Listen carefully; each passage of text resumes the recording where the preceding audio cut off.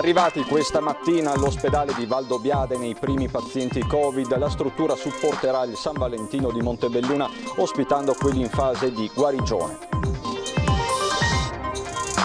Carenza di infermieri nelle RSA, l'appello di Zaia Prestate, la vostra opera retribuita in orario extra lavorativo per alleggerire la situazione nelle case di riposo.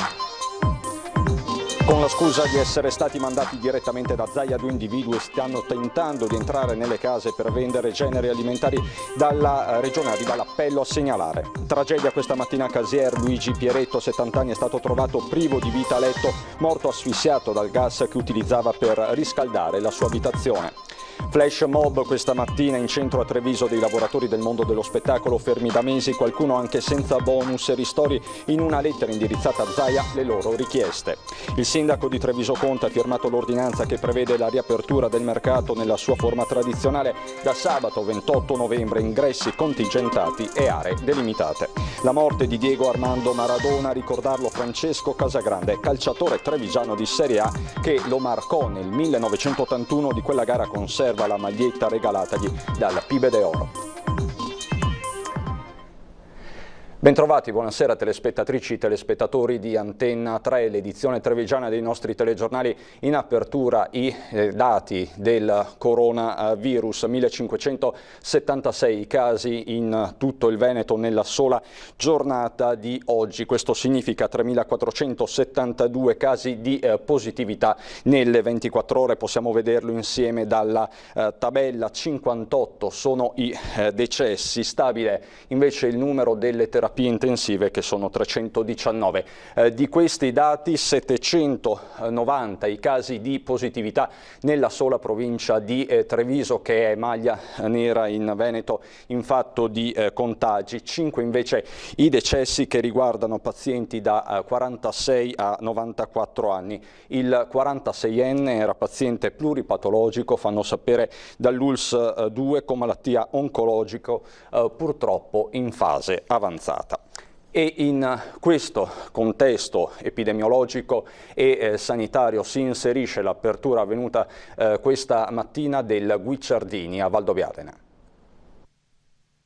Un grande giorno, ma soprattutto portiamo delle persone che sono in fase di stabilizzazione, di miglioramento, in una realtà comunque che è attrezzata come fosse un ospedale. Da questa mattina è nuovamente operativo il Guicciardini di Valdobbiadene. Struttura chiusa nel 1999 nell'ambito degli accorpamenti voluti dalla sanità regionale per razionalizzare le risorse, con la prima ondata di contagi era stato reso nuovamente riutilizzabile da marzo di quest'anno grazie all'impegno degli alpini e della protezione civile. Già da lunedì saremo 8 infermieri e 8 OSS. Andremo a gestire alla fine 30 posti letto e soprattutto abbiamo 3 medici di qualità. Abbiamo appunto la dottoressa Paiusco, che sarà il coordinatore del gruppo, e poi il dottor Dengo, che è un valido anestesista, e il dottor Quirino Messina, che è stato primario a Motta di Livenza e che oggi verrà qui a darci una mano. Come si immagina l'operatività qua? Col primario della medicina di Montebelluna, il dottor Pesavento, è il mio corrispettivo, diciamo io e lui, coordineremo e decideremo i trasferimenti sulla base dell'adeguatezza dei pazienti. Qui c'è un impianto di ossigeno assolutamente da ospedale. Noi abbiamo anche qua in fianco, praticamente a 20 metri, la sede del 118, quindi siamo attrezzati. Veterani tra le corsie, ma anche nuove leve, come il 26enne dottor Diego Milani, medico delle unità di Montebelluna, che vanno a fare le visite domiciliari ai pazienti Covid. Pensavi di finire in questa situazione? Sicuramente no, pensavamo un po' tutti forse di trovarci un percorso un po' più tranquillo, insomma, per l'entrata nel mondo del lavoro, però insomma si fa quel che si può, si fa quello che c'è da fare. Poi c'è chi anche tra queste mura ritorna con tanta emozione, come l'operatrice sanitaria Ivana Tognon. Io stasera faccio la prima notte qui al Guicciardini. Un po' di emozione? Sì, tanta. Questo ospedale deve avere un futuro. Io spero proprio di sì, almeno 2 o 3 padiglioni aperti, perché ci sarà sempre bisogno. Una speranza che il sindaco ha già fatto propria, legandola all'accordo già sottoscritto con la regione. In questo accordo è anche scritto che entro 6 mesi dovremo andare a definire il futuro del padiglione degenze, ovviamente in maniera coordinata con l'ULS. Delle proposte le abbiamo fatte, le presenterò anche ai sindaci affinché sia una proposta condivisa dal territorio. Tra l'altro proprio al personale sanitario, soprattutto agli infermieri, arriva un appello molto chiaro da parte del governatore Zaia. Noi abbiamo necessità di non andare prima in zona arancione, anzi prima di non avere gli ospedali pieni e dopo andare in zona arancione. Perché siamo diventati una mosca bianca, anzi una mosca gialla.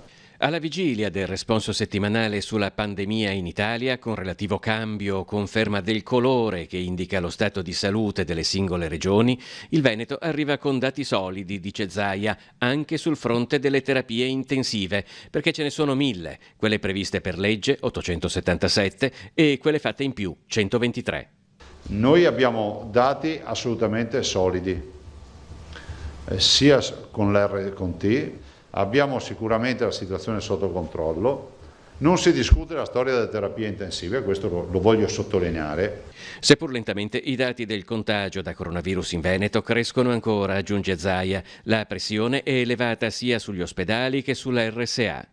Per questo la Regione offrirà la possibilità a tutti gli infermieri di poter prestare la propria opera extra orario di lavoro presso le case di riposo a 35 euro l'ora. Io veramente faccio appello col cuore in mano a tutti coloro che mi stanno ascoltando, che sono nostro personale infermieristico della Regione, che conoscono il personale infermieristico della Regione, che frequentano personale infermieri della Regione, che vivono con infermieri della Regione, di dire guardate c'è questa possibilità, fate in modo di andare a fare un'ora. Guarda, è remunerata ma è volontariato, perché le case di riposo sono in estrema sofferenza. In Veneto ci sono anche alcune piccole zone critiche. I sindaci della Valle dell'Agno hanno fatto il punto della situazione con l'assessore alla sanità Lanzarin e il direttore generale dell'azienda sanitaria. Al momento non sono previste misure di limitazione. Altro invece è il caso in provincia di Belluno. Per Auronzo informo che è stato predisposto uno screening alla popolazione. Il target è 41-75 anni, quindi chi ha dai 41 anni ai 75 e vive e risiede a domicilio a Auronzo, domenica mattina dalle 9 all'1 presso località Tagliarezze, si rechi, basta una carta d'identità insomma, per verificare che sia in questa fascia d'età e verrà fatto il tampone.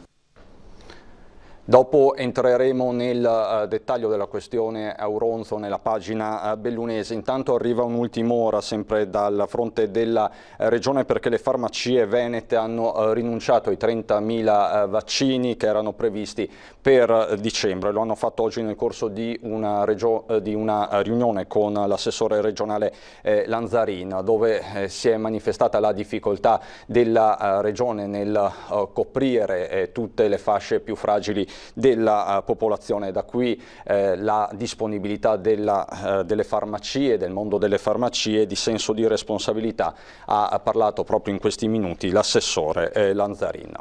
Il coronavirus si è portato via poi un volto noto del trevigiano. Parliamo di Luigi Netto, 71 anni, uno dei volti del centro storico di Treviso. Tutti lo ricordano nella sua quasi secolare pasticceria Le Poste Vecchie tra Piazza Sant'Agostino e Piazza San Leonardo, ereditata dal papà Gioacchino, che dopo una vita dietro il bancone stava per lasciare, per trasferirsi con il figlio Stefano a Sappada, dove aveva in progetto di aprire un altro locale. Il virus l'ha aggredito e sopraffatto in pochi giorni, lasciando nello sgomento non solo gli amici e i parenti, ma tutta la città, visto che Netto rappresenta la Treviso rinata dopo la devastazione della guerra e forse quella più spensierata degli anni 60. Tutti lo ricordano terzino del Treviso Calcio, campione d'Italia Juniores nel 1968, squadra di Vittorio Zanini, Walter Frandol, Colusso, Cimenti e Cappelletti. Lascia la moglie Gabriele, i figli Luca e Stefano e le tre nipoti Elisa, Alessio e Stella. Non è stata ancora fissata la data dei funerali. Veniamo alle condizioni di Remo Sernagiotto, che si trova ricoverato, lo sapete, in gravissime condizioni al Cafoncello. Oggi, a seguito di una nuova valutazione neurologica, il primario Bonfanti ha evidenziato un lieve peggioramento del quadro clinico neurologico. Nella giornata di domani verrà effettuata una nuova valutazione e a confermarlo è l'amico e avvocato Fabio Crea. Veniamo alla cronaca. Con la scusa di essere stati mandati direttamente da Zaia, 2 individui stanno tentando di entrare nelle case nella zona di San Biagio di Callalta. Dalla regione parte un appello. Di solito si spacciano per operatori del gas o delle poste, stavolta hanno fatto di più presentandosi come commessi viaggiatori inviati direttamente dal presidente Luca Zaia con tanto di catalogo di prodotti alimentari tra cui scegliere. L'ombra di una truffa porta a porta ai danni delle persone più fragili si allunga sul territorio di Cavriè, frazione di San Biagio di Callalta. Con questa scusa 2 individui hanno provato a introdursi in diverse abitazioni del paese fino a quando un cittadino non li ha segnalati alla regione. Troppo sospetta la motivazione addotta, di certo suggerita dall'alto indice di fiducia e popolarità del governatore. Fatto sta che gli stessi uffici della presidenza hanno trasmesso il tutto ai carabinieri, che stanno ovviamente indagando per risalire ai colpevoli. Dalla regione quindi arriva l'appello ai cittadini di San Biagio e dintorni a diffidare di chi si presenta nelle case spendendo il nome di Zaia. La regione si specifica in una nota: non fa attività porta a porta, precisazione forse banale ma utile visto che le truffe sia fisiche che online non sono affatto diminuite nel corso della pandemia. L'invito è anche quello a segnalare eventuali movimenti sospetti. Tragedia questa mattina a Casier, dove è morto un 70enne. Un forte odore di gas ha messo in allerta i vicini di casa, che hanno subito chiamato i soccorsi. Luigi Pieretto, 70 anni, era sul letto privo di vita. Sul posto sono arrivati in pochi minuti gli uomini del SUEM 118, i vigili del fuoco ed i carabinieri. L'abitazione era satura di gas. Gli infermieri con l'ambulanza sono entrati e sono usciti di corsa. Poi è entrato uno e ha aperto tutto, perché si vede che il signore che ha chiamato deve aver sentito puzza di gas, deve aver chiamato il signore là, non ricevendo risposta, ha pensato bene di chiamare sia l'ambulanza che anche i pompieri. Nella casa, fra l'altro, il pensionato aveva anche delle bombole. Sembra dai primi accertamenti che l'uomo avesse acceso la stufa per riscaldarsi e che la fiamma si sia spenta sprigionando il gas. Il 70enne abitava in questa abitazione in via principale da solo, una persona schiva e riservata ma che tutti in paese conoscevano. Ho saputo che il signore che abitava là, che viveva da solo, poverino, ieri mattina era andato dagli alimentari qua da Pietro a prendere una bombola di gas per la stufa, per riscaldarsi. Quando gli uomini del soccorso sono entrati non c'era più nulla da fare. La casa è stata messa in sicurezza all'interno, c'erano ancora delle bombole. La notizia della morte di Luigi ha subito fatto il giro del paese. Queste tragedie, dice il sindaco di Casier Renzo Cararetto, non dovrebbero più accadere. Ci troviamo purtroppo ancora ad assistere a certe condizioni, diciamo così, su certe unità dove che certe persone magari vogliono continuare a vivere come vivevano una volta, con il riscaldamento a stufa piuttosto che con tutti, insomma, gli accessori, che potrebbe essere un po' più normativa, ecco, diciamo così. Il corpo, privo di segni che possono far ricondurre al coinvolgimento di terzi, è a disposizione della Procura di Treviso, che potrebbe disporre l'autopsia. Sarebbe esclusa per ora anche l'ipotesi del gesto estremo. Flash mob questa mattina a Treviso di lavoratori dello spettacolo, tante le richieste rivolte alla Regione. Sono mesi difficili perché si vive in una sospensione totale dove non c'è la possibilità di sapere cosa e quando programmare, e poi c'è la grande preoccupazione, che è quella di perdere il contatto fondamentale per noi con le persone, con il nostro pubblico. I volti di uomini e donne che con professionalità diverse lavorano nel grande mondo dello spettacolo, e dietro a questi visi ci sono le storie di chi da febbraio, a causa della pandemia, non ha potuto continuare la propria attività. Sono arrivati a Treviso dal Vicentino, dal Veneziano, dal Padovano a raccontare la propria esperienza, come Paola Trevisan, da 15 anni, sarta al Teatro La Fenice di Venezia. Quasi prossima alla pensione, la signora Paola dice: sono fortunata perché io almeno posso contare sulla pensione di reversibilità di mio marito. Il bonus niente, perché io, avendo la reversibilità, non ho il diritto. Ketty Grunchi, attrice di Vicenza, in questi mesi lontana dal palcoscenico, ha potuto contare sugli ammortizzatori, ma non nasconde come il futuro spaventi, anche se spiega: abbiamo una certezza. Siamo molto preoccupati, anche se devo dire che nel momento in cui ricomincerà il nostro pubblico ci verrà sicuramente incontro, Anche nei teatri molti spettatori hanno fatto donazioni. Un futuro nel quale va ripensato il valore di questo settore, l'auspicio della musicista padovana Rachele Colombo. Soprattutto in un cambiamento profondo delle coscienze di questo momento, perché c'è bisogno proprio anche di ripensare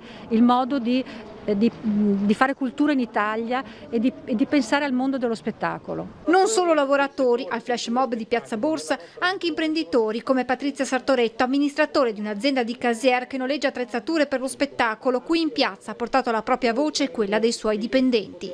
È talmente poco l'indennizzo che anche per i dipendenti è difficile sopravvivere. Lo è difficile per l'azienda ma anche per i dipendenti. A questa situazione difficile, spiegano i sindacati, si aggiungono le tempistiche nell'erogazione dei ristori. I lavoratori hanno ricevuto oggi i bonus e i ristori, come li si voglia chiamare, di agosto, del decreto agosto, li hanno ricevuti oggi ed era da inizio giugno che non ricevevano nessun sussidio. Da Treviso ora partirà una lettera indirizzata alla Regione con richieste precise. Chiediamo che replichi il bonus già stato dato nella prima ondata della pandemia e un tavolo con il quale decidere assieme come si possa fare una ripartenza in sicurezza. Rimaniamo a Treviso dove sabato riapre il mercato nella forma tradizionale.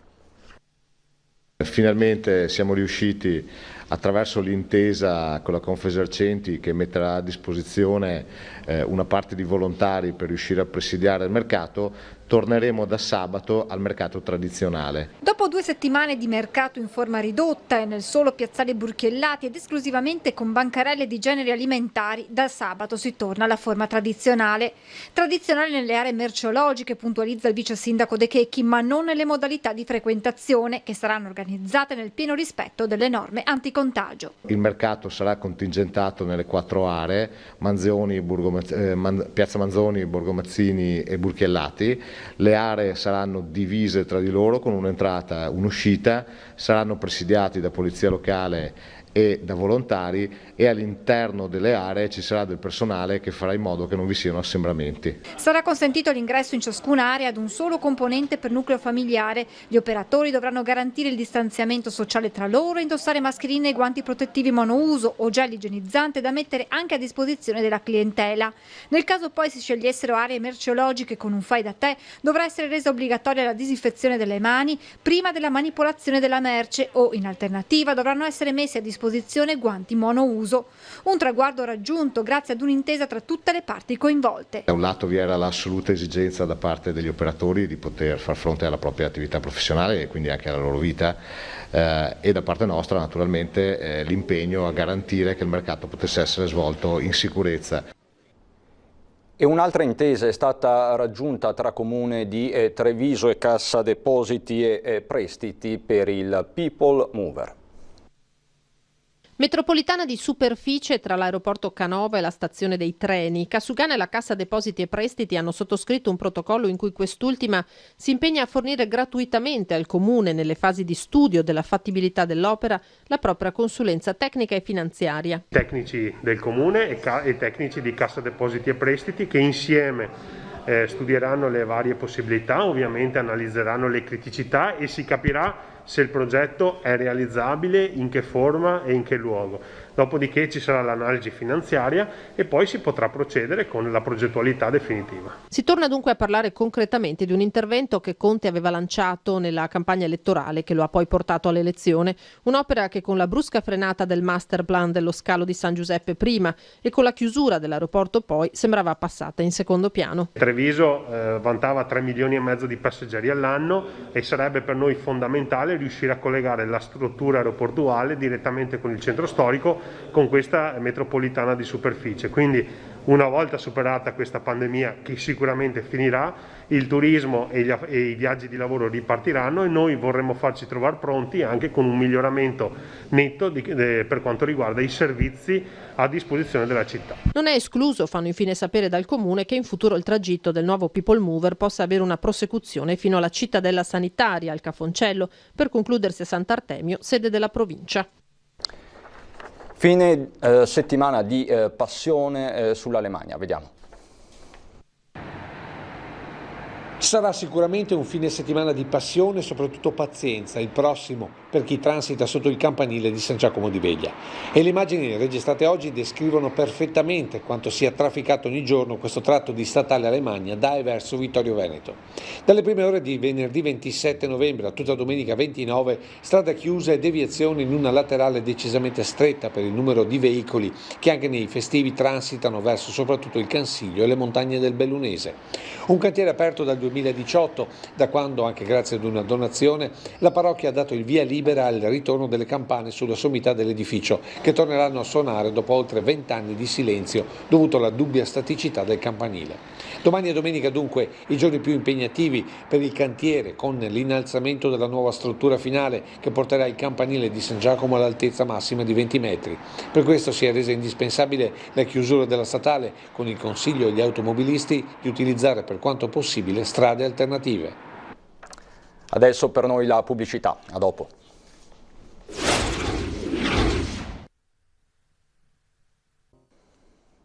Di nuovo in diretta per parlare della morte di Maradona e di un particolare, singolare ritratto che viene fatto da Francesco Casagrande, campione della Serie A trevigiano.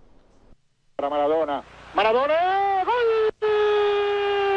Argentina, Maradona! La concentrazione quella sera era al massimo, perché incontrare Diego Armando Maradona era un compito importante, difficile, e quindi dovevi essere al massimo per contrastarlo. Mi è andata bene perché ho fatto il primo tempo veramente alla grande. Ricordi personali che si intrecciano con il grande sport, quelli di Francesco Casagrande. C'è anche lui quel 29 agosto del 1981 allo stadio di Firenze, quando davanti a 60.000 spettatori la grande Fiorentina sfida in un amichevole, si fa per dire, la nazionale argentina. Tra i viola c'è Casagrande che segna pure un gol, tra gli argentini Maradona, già un mito internazionale, ma il centrocampista di Mareno non concede sconti al Pibe de Oro, la marcatura uomo è implacabile e ruvida. A riconoscere quel primo tempo da record la stampa dell'epoca, ma soprattutto Diego Armando, che a fine partita regala a Casagrande la propria maglia, oggi custodita come il cimelio più prezioso. È stato molto gentile regalandomi questa maglia, e poi negli anni ho ricevuto anche degli auguri di Natale che non me ne sarei mai aspettati, che mi ha dato tanta gioia. Casagrande incontra Maradona più volte nel corso degli anni '80, anche con i colori della Sampdoria, ogni volta l'impressione di essere davanti a qualcosa di più che a un semplice calciatore. Era un calciatore diverso da tutti. Io ho avuto la fortuna di marcare gente come Zico, come Platini, Falcao stesso, cioè per atleti, giocatori di un certo spessore. Ma Maradona aveva qualcosa in più, una personalità, un carisma che faceva la differenza. Diego non c'è più, vivremo con i suoi ricordi, con i filmati che ci ha lasciato, e penso che sia un personaggio immortale, sarà sempre con noi. Mi primer sueño es jugar en el Mundial y el segundo es salir campeón. Lancio ufficiale ieri sera al teatro dal Monaco di Treviso per il Prosecco Rosé.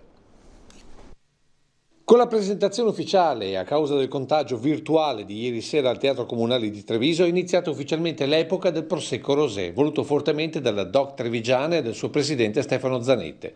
Un vino dai numeri importanti. Ad oggi, dagli oltre 24.000 ettari delle 84 aziende della denominazione, le bottiglie prodotte sono 12,2 milioni, con un volume d'affari che sfiora i 2 miliardi di euro. Prima risposta a quanti, più che bollicine colorate, parlavano di bolle di sapone.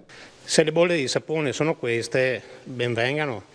Per quanto riguarda il salto di qualità, io ritengo che più che un salto di qualità sia un'opportunità che viene data al territorio dove nella gamma Prosecco viene aggiunta anche la variabile rosato. Posizione del presidente di un'organizzazione che comprende produttori delle 3 denominazioni e che non nasconde la fatica di mediare tra i puristi della DOCG, UNESCO e i viticoltori di pianura, la cui frattura rischia di essere amplificata da questa nuova sfida della DOC. Io non ritengo che debba essere così. La DOCG è indubbiamente la punta di diamante di un sistema che è il sistema Prosecco, che va valorizzata e considerata come tale. Per quanto riguarda altre zone dello stesso territorio vocato appunto a Prosecco, secondo me queste opportunità non vanno perse. Intanto Erose deve registrare l'ostilità del Carso con i produttori del Prosecar che avrebbero fatto marcia indietro sul disciplinare comune con la DOC proprio a seguito del lancio del Prosecco colorato. Questo non ferma gli obiettivi del Prosecco corretto Pinot Nero, che per fine anno è quello di arrivare a vendere 20 milioni di bottiglie, mentre il target in ottica 2021 è di 50 milioni di bottiglie, con una quota del 15-20% destinata al mercato interno e il restante 80-85% pronto a volare sui mercati stranieri.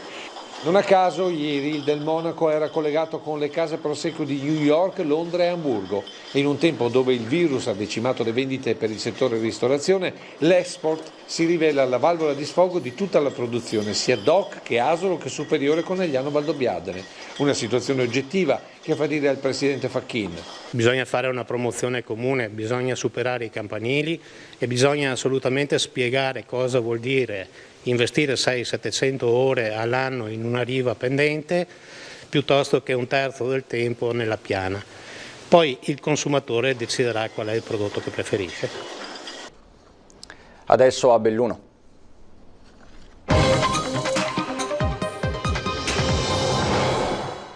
A Belluno, dove ci sono stati 145 nuovi casi di positività nelle ultime 24 ore, 2 i decessi registrati. Ma il fronte caldo, lo avete sentito anche dal servizio di Zaia, è quello di Auronzo, dove domenica ci sarà un maxi screening. Cari concittadini, ho ritenuto opportuno rivolgermi a voi con questo videomessaggio per ricordare a tutti voi l'importanza di recarsi ad effettuare il tampone domenica 29 novembre in località Taiarezze. Un video appello rivolto ai cittadini di Auronzo chiamati allo screening organizzato per domenica prossima per comprendere l'evoluzione del contagio da Covid-19 che nel comune ai piedi delle 3 cime di Lavaredo ha raggiunto livelli preoccupanti. 3 postazioni all'ingresso del paese con 3 squadre di medici e infermieri per testare poco più di 1200 persone nella fascia d'età compresa fra i 41 e i 65 anni di età, ma fra la gente sono già iniziati i mugugni. È preoccupata che le persone alle quali è rivolto questo test non si presentino? Sì, sono preoccupata perché ho già sentito dei commenti di questo tipo, alcuni di loro che dicono a me non serve perché io sono in salute, quindi non devo assolutamente presentarmi per farlo, alcuni di loro che magari cercano di addossare la responsabilità ad esempio ai casi positivi nella casa di riposo senza rendersi conto invece che il problema sono proprio i cittadini in questa fascia di età dove c'è il caso maggiore, insomma il contagio è maggiore, quindi il mio appello è davvero accorato. Importantissimo perciò sottoporsi al test per una valutazione dei dati più in generale per scoprire i positivi asintomatici e quindi è forte il richiamo al senso civico e al senso di responsabilità di tutti. L'amministrazione comunale è la prima a voler evitare un nuovo lockdown o l'adozione di misure più restrittive. Però vorrei ricordare a tutti voi che la situazione è davvero preoccupante perché abbiamo raggiunto un picco di contagi di 244 persone su 3.300 abitanti. Tutelare la salute collettiva è quanto mai importante in queste giornate che ci avvicinano alle prossime festività, dice Tatiana Pais-Becker. Abbiamo il tempo necessario davvero per cercare di, già stanno calando i casi, ma cercare di ripulire del tutto insomma il paese anche per l'arrivo, in vista dell'arrivo dei turisti che sono numerosi solitamente, quelli che trascorrono le vacanze ad Auronzo, Misurina e anche i possessori di seconde case che possano venire a visitare Auronzo nella massima tranquillità e poi soprattutto io metto al primo posto la salute dei miei concittadini. Anche il territorio di Ponte nelle Alpi avrà il suo drive-in per effettuare i tamponi, sorgerà a Nuova Erto nella zona delle casette degli alpini dove ha sede la sezione del gruppo ANA Ponte Soverzene dove verrà allestito un capannone ad hoc. Il servizio partirà lunedì prossimo 30 novembre e verrà condotto dai medici di base. Adesso a Feltre per la costituzione del Polo 06 anni. Che valore hanno le emozioni nell'apprendimento e cosa significa operare nella prima infanzia con scelte pedagogiche che mettano sempre al primo posto il sostegno e l'incoraggiamento dei bambini, l'accoglienza della specificità e il riconoscimento del potenziale sviluppo di ognuno. Il Comune di Feltre si è affidato a Mindful Children, spin-off dell'Università di Padova, coordinato dalla professoressa Daniela Lucangeli, per avviare un progetto per l'infanzia innovativo volto all'avvio del polo 0-6 anni. È un percorso molto innovativo perché punta alla costituzione di un polo 0-6, un percorso in cui il bambino entra in età da nido e finisce quando ha finito tipicamente l'età della scuola dell'infanzia. Il progetto mette insieme pubblico e privato, comune da un lato, l'IPAB Sanguinazzi dall'altro, per la gestione integrata di servizi all'infanzia. Il Polo 06 è pensato come un laboratorio permanente di ricerca, innovazione e apertura al territorio per offrire ai bambini, alle bambine e alle loro famiglie un'esperienza formativa in cui siano integrate la riflessione teorica e le pratiche educativo-didattiche d'eccellenza che caratterizzano il nido e la scuola dell'infanzia. L'approccio più accreditato pedagogicamente è il cosiddetto modello B612, dal nome dell'asteroide del Piccolo Principe di Saint-Exupéry, già sperimentato con successo dall'Università di Padova. È un progetto che mira a completamente rivoluzionare l'offerta didattica e formativa del Comune di Feltre e credo che nel giro di qualche anno potremo davvero coglierne importanti risultati. Non ci sono aggiornamenti dell'ultima ora da Treviso e Belluno e quindi è tutto. Vi ringrazio per l'attenzione. Adesso le previsioni del tempo. Buon proseguimento di serata.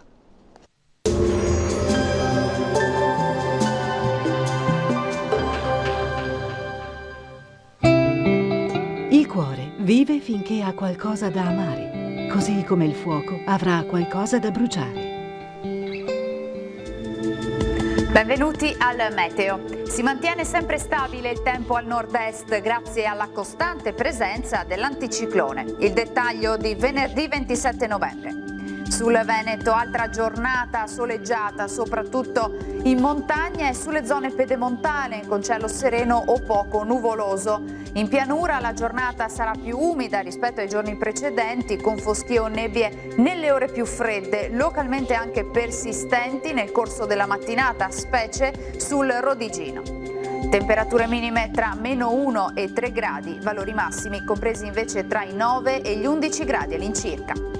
Ci spostiamo ora sul Friuli Venezia Giulia, dove avremo tutto sommato lo stesso scenario. Anche qui il sole sarà dominante, solo con locali addensamenti, ma del tutto innocui. Temperature minime fino a 7 gradi, massime invece sugli 11-13 gradi. Infine diamo uno sguardo alla situazione del Trentino Alto Adige. Anche qui splende sempre il sole, sarà infatti una bella giornata con cielo sereno o al massimo velato. Temperature minime intorno allo 0 o di poco inferiori, massime fino ai 9 gradi. Dal meteo per ora è tutto, vi auguro un buon proseguimento in compagnia di Antenna 3.